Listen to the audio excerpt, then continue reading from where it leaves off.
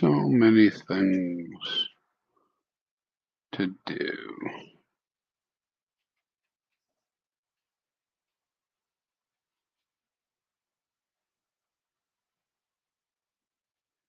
Do do do. Do. All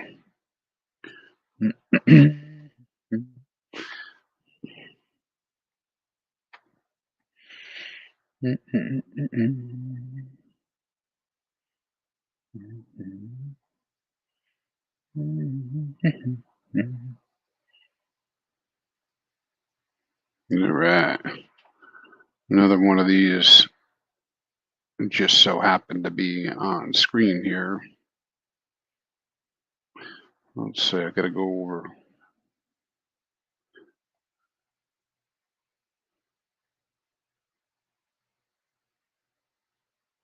I might be the only one watching. If anybody comes in here, you let me know.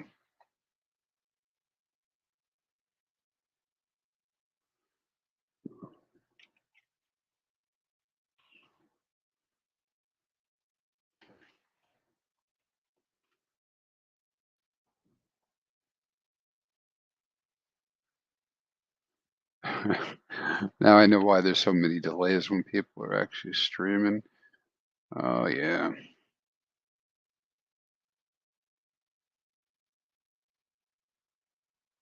So there's no viewer count when you're doing this through StreamYard. And then they would tell if somebody jumps on here is by going over to the YouTube. It's a little bit easier, a lot of it. A little bit easier doing it this way than going through the stupid OBS software.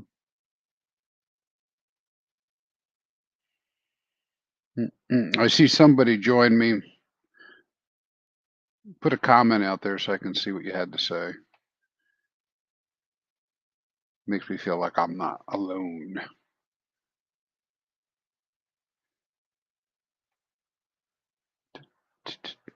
I should like my own video. Boink.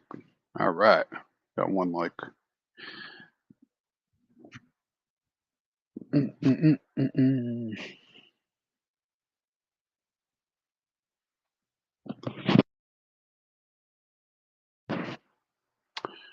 Should probably do something, huh? Let's go see what it looks like to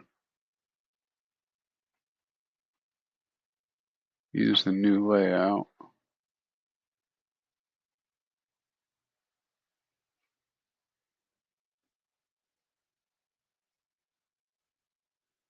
Huh. See what happens when I go share my screen. Oh,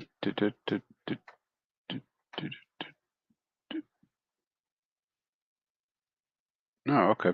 I got Power BI up all running already. So let's see if I send my screen over there. I can pick a Chrome tab and do it that way. Let's see if that goes out there. And all right, so you're seeing it in that right format.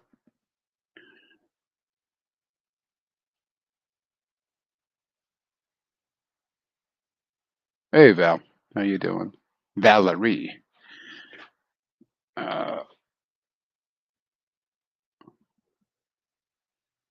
Just trying to work this out. I'll get it figured out eventually. I'm not too much of a boomer.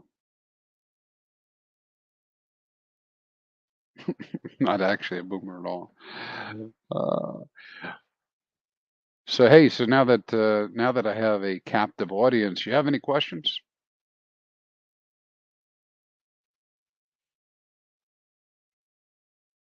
I guess I can see how many people are viewing on the StreamYard little number running up at the top.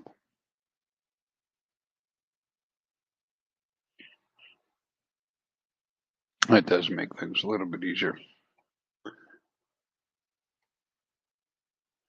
I like my piano in the background.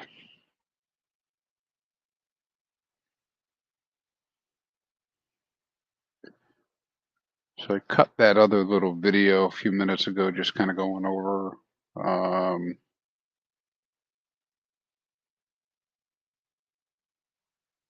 just going over what the max T-share count is. A couple other new things up here. The staking panel finally was able to get the HSIs included here. May have to come back and rethink that because there's a little bit of data delay in getting it. But you can now come in here for those people who are interested in Hadron. Come in here and look for HSI stakes and see how many were created. You can find out if they're tokenized or not, and also count those and be able to get that information. And you can also see how many are still open that have launch bonuses. Fool around with this type of stuff. And a lot of us have had HSI stakes. You've needed to get the owner address. So now you have a couple different options. I still need to work this out, but you can come in and drop your address here if you're a particular owner. So let me copy one. See if I can make that actually do it for me. So I copy that value and I'll paste it in there. Filter on. All right, so this address owns 2 stakes, and it looks like they're both HSI stakes because I have it set as HSI. So now you can actually see the stakes just by your master address, which is pretty cool. Saved me a lot of trouble looking for stuff. I'm gonna turn my bonus off, see what else has been going on with this. So you see there's 4 stakes that the person has that are all HSI. And if I turn the HSI flag off, if there were any native stakes, you'd see the list of native stakes here as well. So that's a little bit of a cool one.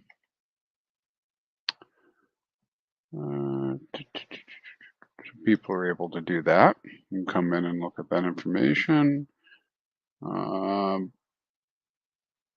Maybe be able to figure out what's going on that way. Under charts, a couple of new things here in the chart area over the last week or so. I guess I want to fix this real quick. Make this a little bit bigger. We have the hex address activity visual up. So this one here, you can come in and this is very bullish, I think. You can come in here and look at the moving averages for activity. So what this is we have there's a way to capture when the last movement of hex in or out of a wallet address was. And so that's what this is capturing. So when you see hex daily stats and it has the 500 and some odd thousand wallets or addresses listed, it doesn't mean that they're all moving all at the same time. So this is looking back 30 days, 60 days, 90 days, etc. And it's giving us the moving average over the last 30 days, for instance. And you can see that it's been ratcheting somewhat up. And overall, for 2021 through 22, we have more activity. And to kind of make this a little bit more valuable, I also had put the price in here. So you can see, how price moves in tandem with ups and downs. You can do some analysis that way, ups and downs of, of the activity, which kind of makes sense, right? I mean, this is a staking token. And other than some people trading, what are we doing with it? We're staking and we're unstaking. And so the only other things you might be doing with it is trading it, if you're coming in and out. So it makes sense that people aren't just moving hex around just for fun. So there probably is going to be a correlation between amount of activity and sales, or the amount of activity in stakes, or the amount of activity in end stakes, right? So you'd see some of that.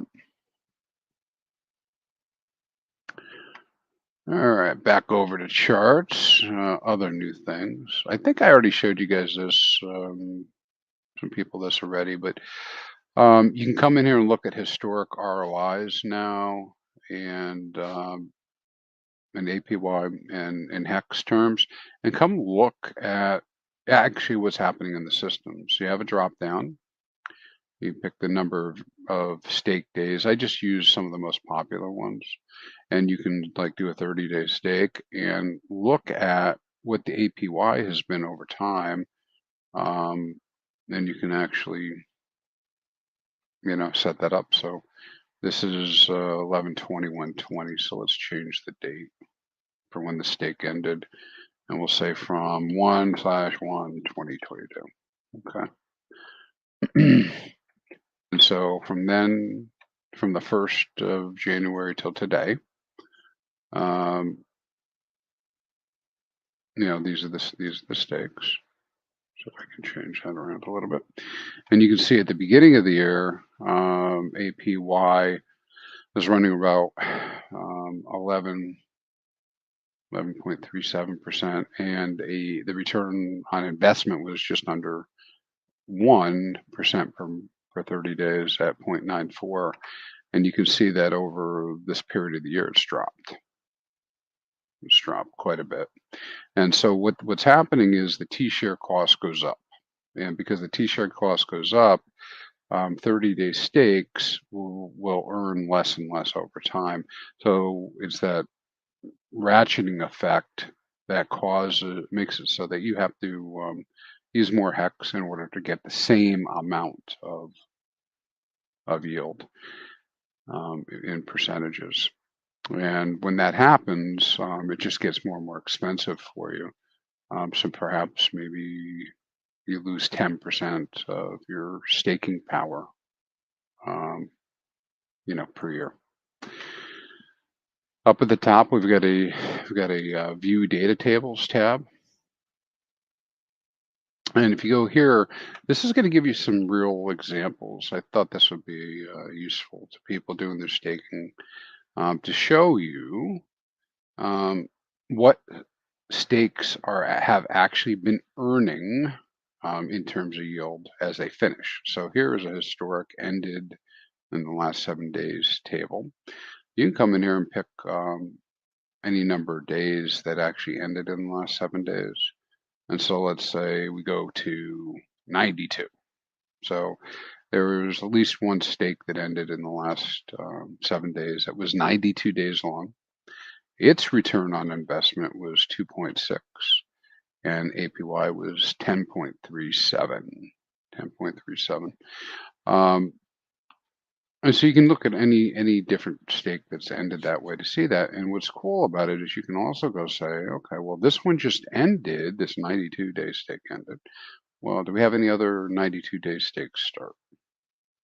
Okay, we had a 92-day stake start, and this is what estimating we would see this stake earn.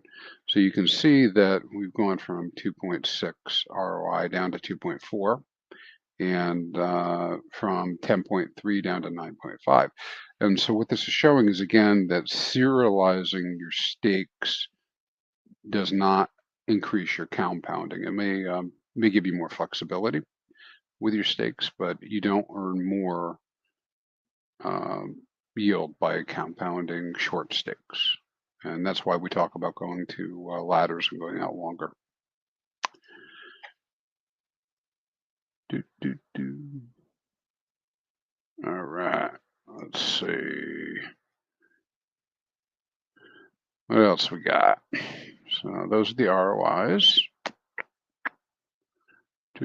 I think the rest of these people have seen, but we'll get back to them eventually and come through. So that was some staker activities. You look at stake activity. You got the historic ROI and APY chart. This one is a little bit of FUD combatant, maybe. So I've been hearing a lot of FUD from people about emergency end staking, etc. This gives you a little bit more real view of emergency end stakes, and what's really taking place. So you can see emergency end stakes here on the right hand side, and telling showing how many stakes per day have been emergency end staked. And of course, we can change this change this model up a little bit and make it a little bit different, give it more days, etc. But you can generally see. I should probably put an average line in here. Yes, there are days that we have spikes in the number of emergency end stakes, but they're far and few between. So it looks like they're pretty stabilized. Let me bring this down a little bit further. And then when you see a peak like this, like 184, um, this is 184 stakes, on that day, ish. Let's see, let's get to this thing, 184 and 1128. But it wasn't for that many T shares, right? Because if I go look at 1128, you're going to see that. I guess I probably should just click it, make it a hell of a lot easier. Um, in the grand scheme of things, not a tremendous number of T shares. On that same day. In fact, 1116 was higher, and 1116 was probably it was 42 stakes were ended. So you really just can't go by the number of emergency end stakes that take place. And in terms of the number of T shares being emergency end stake, yes, you see some jumps, but um, on a typical day, you know, we might see 10,000 new T shares created. Uh, and I guess we can go look at that next. But so seeing emergency end stakes of a fraction of that isn't like it doesn't appear to be a huge deal. Of course, it adds up over time, but it doesn't signal some sort of FUD exodus. If we go into this chart here, which is the counts of hex starts and ends by date, purple's the starts, these turquoise are ends. This is the number of stakes up here, so we have more stakes starting than ending in each year.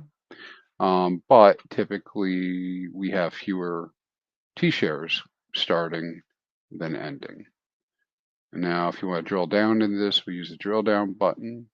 We can actually drill down into the months, and you can see that, again, usually we're seeing the T shares that are being ended exceeding the ones that are started. But there are months where that's not true. Like September, we had more T shares created than have gone down. But as we looked at before, we know that the T share rate continues to come down. So you should be able to satisfy your curiosity here to figure out what's going on with end sticks.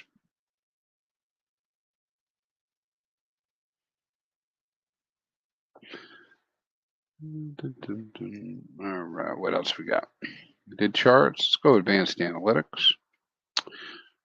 And advanced analytics, I covered in that other little short video, the max theoretical T shares. So you can come in here and look at, again, this is all FOMO material, but what the max theoretical hex T share count is, and how that's comparing to actual T share count, and what the difference has been, and eventually these will collide.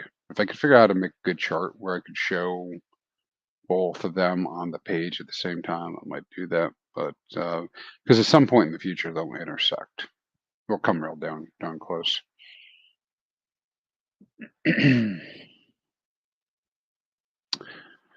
Let's see, we looked at the RI table. Okay, this is another new one, experimental token holder data.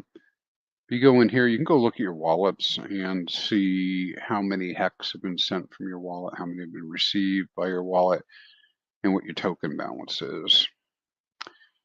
Another FUD buster would be the 100 hex wallet. No, people talk about this all the time. Excuse me.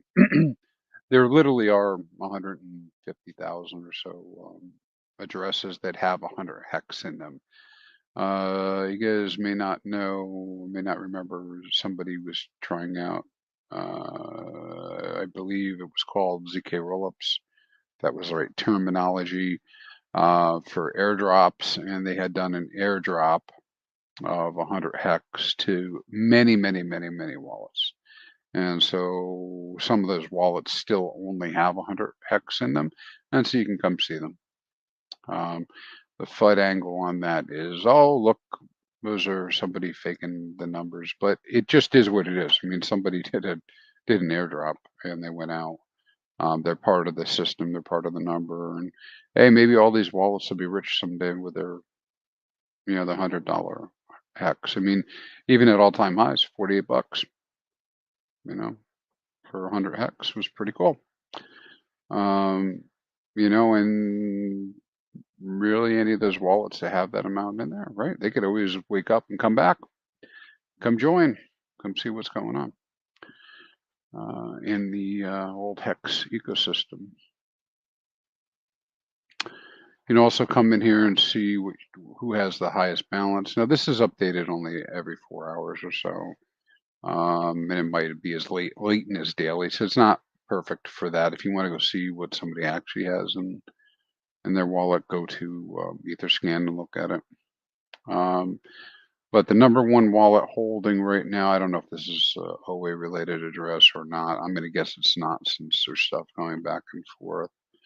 But you can get the address here, DC8. You can look at the first interaction date. When did this open? This address opened in December 21, which was last year. Interesting that that's the case. Day that it opened and days since then. And then the last interaction was about a week ago. And you can see the last interaction day, how many we received, how many were sent, and what the balance is. Now, if we want to see that, let's go ahead and copy that guy out, copy the value. What I'd like to do is make it so I can actually go from here over to hex staking data, but we ain't there yet. So let me drop that in here. I had to actually navigate and copy paste it. And so I don't believe that this address has ever staked.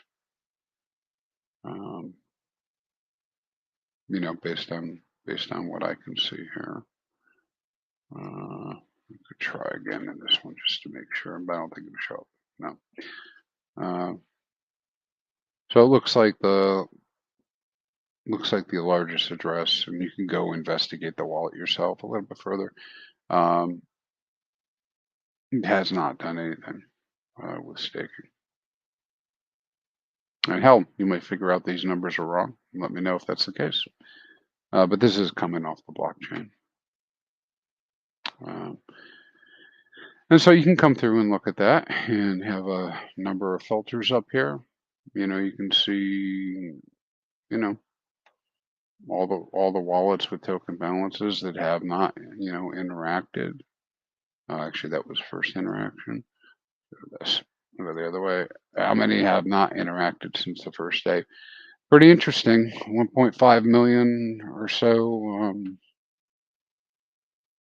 1.9 million or so hex locked up in wallets that haven't interacted since day one.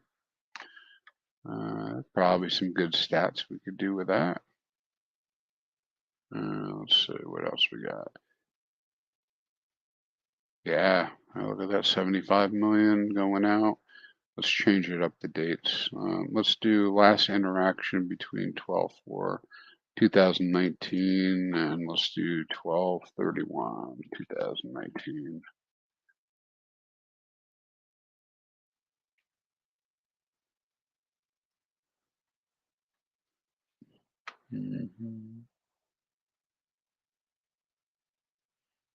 I probably missed that filter up.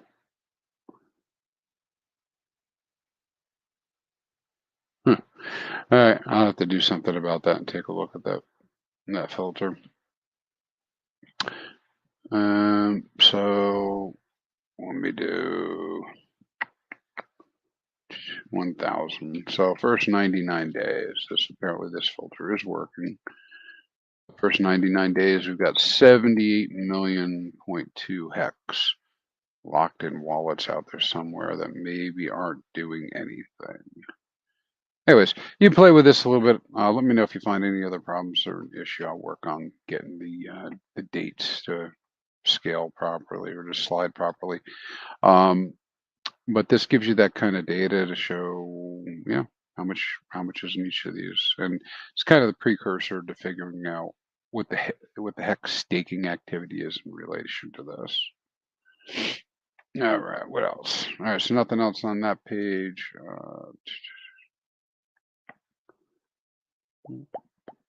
Had a good suggestion from somebody on Twitter having to do with the early end stakes.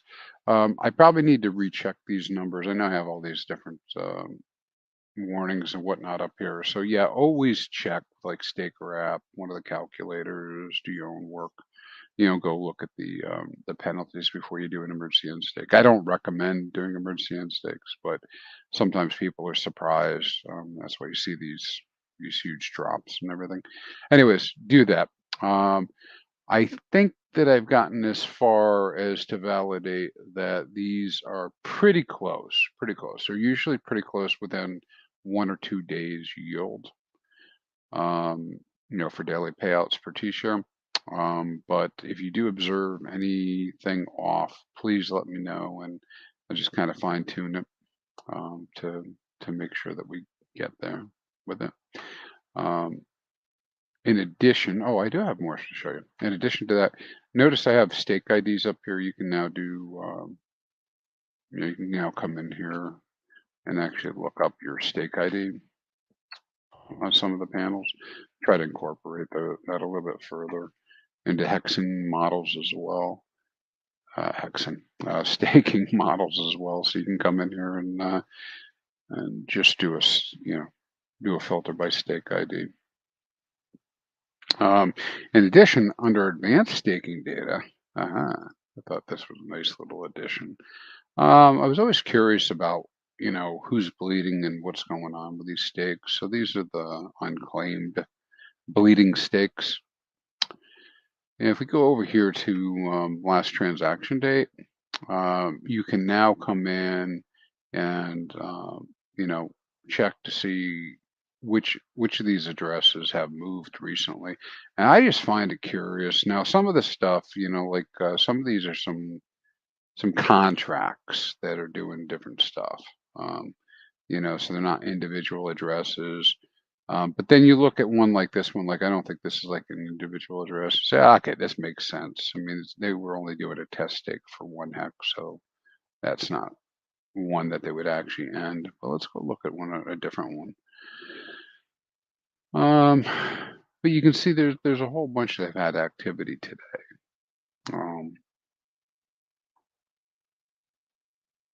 And you just makes you wonder,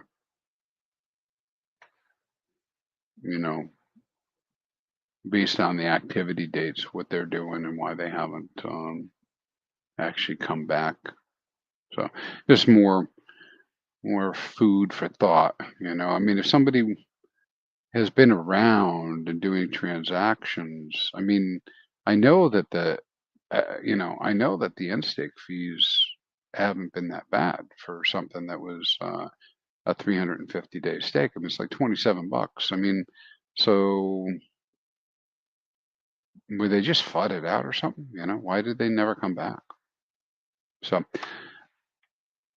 I don't think we'll ever know unless you own these wallets.